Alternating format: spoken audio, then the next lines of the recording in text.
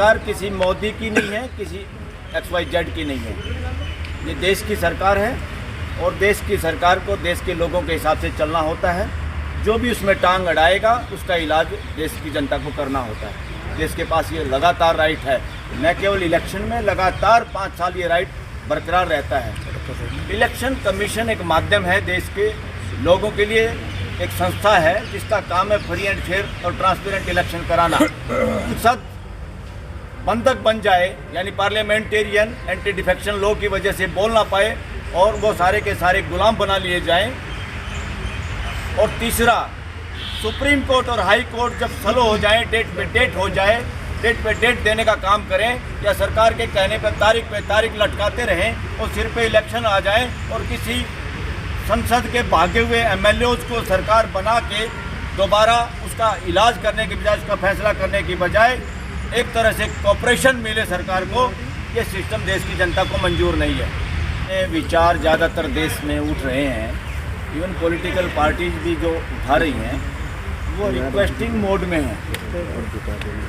ये शासन में होता रिक्वेस्टिंग मोड, लोकतंत्र में जनता हुक्म सुनाती है, रिक्वेस्टिंग मोड नहीं होता। सबसे पहले तो इस बात को समझना होगा। और ये सरकार किसी मोदी की नहीं है, किसी XYZ की नहीं है। ये देश की सरकार है और देश की सरकार को देश के लोगों के हिसाब से चलना होता है। जो भी उसमें टांग अड़ाएगा उसका इलाज देश की जनता को करना होता है। देश के पास ये लगातार राइट है, न केवल इलेक्शन में, लगातार 5 साल ये राइट बरकरार रहता है। वोट दे के घर बैठ जाए, चुपचाप देखते रहें बदमाशियों को, ऐसा लोकतंत्र में ना अपेक्षित है, ना हो सकता, ना होता है। रही बात इलेक्शन कमीशन की, इलेक्शन कमीशन एक माध्यम है देश के लोगों के लिए, एक संस्था है जिसका काम है फ्री एंड फेयर और ट्रांसपेरेंट इलेक्शन कराना।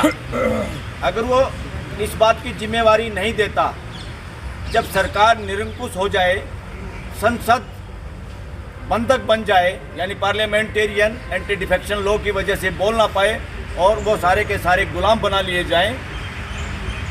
और तीसरा, सुप्रीम कोर्ट और हाई कोर्ट जब स्लो हो जाए, डेट पे डेट हो जाए, डेट पे डेट देने का काम करें, या सरकार के कहने पर तारीख लटकाते रहें और सिर पे इलेक्शन आ जाए और किसी संसद के भागे हुए MLAs को सरकार बना के दोबारा उसका इलाज करने की बजाय, उसका फैसला करने की बजाय एक तरह से कॉपरेशन मिले सरकार को, ये सिस्टम देश की जनता को मंजूर नहीं है। इसलिए ऐसे हालात में किया क्या जाए? कानून क्या कहता है, संविधान क्या कहता है?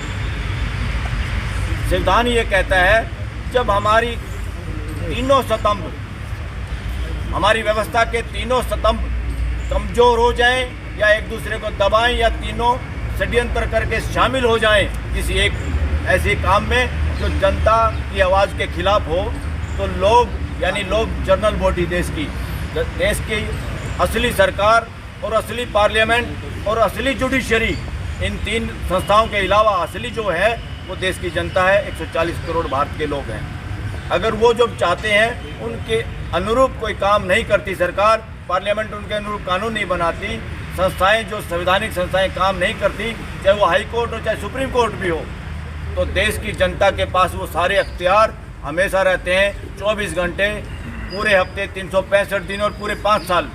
फिर लोग क्या करें? लोग न केवल विरोध करने के लिए सड़कों पे धक्के खाने के लिए हैं, देश के लोग अपने उन स्तंभों का घेराव कर सकती है। घेराव का मतलब क्या है? घेराव का मतलब ये नहीं है कि उनको भूखा मारना है, डराना है, इसलिए घेराव कर सकती है। अपनी बात समझाओ और हमारी समझो, हमारी बात को अहमियत दो, क्योंकि वी आर सुप्रीम, हम सुप्रीम हैं। तो लोग धरना प्रदर्शन देना लोगों का राइट है, उसी से तो जागरूक होते सब। एक दूसरे को कैसे बताएंगे? एक आदमी को 10 आदमी को बात पता है, पूरे 140 करोड़ को कैसे बताएगा?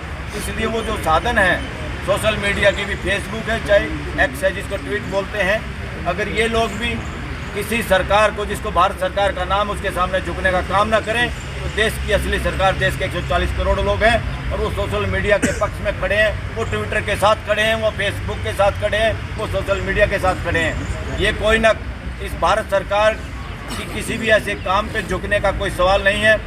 भारत सरकार बदलती रहती है, हम अपने नुमाइंदे बदलते रहते हैं, आज कोई और है, कल कोई और आ जाएगा। ये देश की जनता वही है और ये देश की जनता लगातार जागरूक रह के अपने इस काम को कराएगी। अब देखिए, इवन इलेक्शन कमिश्नर जिनकी जिम्मेवारी है फ्री एंड फेयर इलेक्शन कराना, ये जिम्मेवारी है, ये रिक्वेस्टिंग नहीं, उनकी जिम्मेवारी है। अगर वो इस काम में फेल होते हैं तो हम उस इलेक्शन कमीशन का घेराव भी करेंगे और जरूरत पड़ी इस देश को संसद का घेराव भी होगा, सरकार का घेराव भी होगा, प्राइम मिनिस्टर के हाउस का घेराव भी होगा। अब प्राइम मिनिस्टर कोई भी हो सकता है, मोदी हो, कोई और भी हो, सीएम कोई भी हो सकता है, नामों में कुछ नहीं रखा। ये किसी के बाप की सरकार नहीं है, ये देश की जनता की सरकार है। मगर जब मुद्दों पे जो आदमी नहीं बोलता, जिसकी जिम्मेवारी हमने बोलने की दी है, वो आदमी अगर जिम्मेवारी के साथ बोलता नहीं, कितने सारे उदाहरण हैं, खिलाड़ियों का उदाहरण हो, मणिपुर का उदाहरण है, कोई और उदाहरण, कितने सारे। ये सबसे इम्पोर्टेंट देश का मसला है इलेक्शन। ईवीएम को हटाओ और बैलेट पेपर से इलेक्शन कराओ और देश को बचाओ, ये है मुद्दा। और मुद्दा क्या बनाया जा रहा है? मुद्दा मंदिर बना, मुद्दा ढोंग बनाया जा रहा है, ढोंग को देश का मुद्दा बनाया जा रहा है। देश की हकीकत, देश के फ्यूचर को इग्नोर किया जा रहा है, जो कि फ्री एंड फेयर इलेक्शन है और जो कि सिर्फ और सिर्फ बैलेट पेपर से हो सकता है। क्या बदमाशी है ये? ब्लैक शीशा, अरे उसकी आंख खराब हो रही थी ईवीएम मशीन की, तुमने काला शीशा लगवा दिया। कोई किरणों से उसकी आंख खराब हो रही थी ईवीएम मशीन की। क्या बदमाशी है ये सरेआम चोर की दाढ़ी में तिनका नहीं, चोर का चेहरा काला पूरे देश को दिखाई दे रहा है। ये चोर लोग हैं, सत्ता में जो बैठे हैं वो चोरी पे आमदा हैं और उसकी जितनी संवैधानिक संस्थाएं हैं वो गुलाम बन चुकी हैं। वो उन चोरों का साथ देने के तैयार खड़ी हैं, इसलिए वो बातों का जवाब नहीं देती। बातों का जवाब सरकार का मुखिया नहीं देता, इलेक्शन कमीशन की कहाँ हिम्मत है वो जवाब देगा। तो ऐसी नपुंसकता के दौरान जनता को स्वयं खड़ा होना होगा। और ये वीवीपैट, ये जो पॉलिटिकल पार्टियाँ जो बात कर रही है ना, ये भी रिक्वेस्टिंग मोड में कर रही हैं, ऐसे हो जाए, वो गिनती हो जाए, फलाना हो जाए। ये इलेक्शन कमीशन कौन होता है ये बताने वाला? 2 दिन लगेंगे, अरे चाहे 2 महीने लग जाओ, हमें ट्रांसपेरेंट इलेक्शन चाहिए। और जिस आदमी को वोट दें, जिस सरकार को लोग बनाना चाहें, अगर वही नहीं बनेगी तो इतना बड़ा धोखा देश के साथ कैसे बर्दाश्त करेंगे? ये बर्दाश्त से बाहर है। और पॉलिटिकल पार्टियों की बपौती नहीं है ये देश।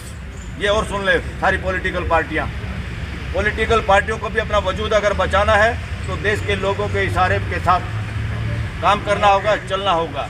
इसलिए मैं इस प्रेस कॉन्फ्रेंस में ओपनली ये कहना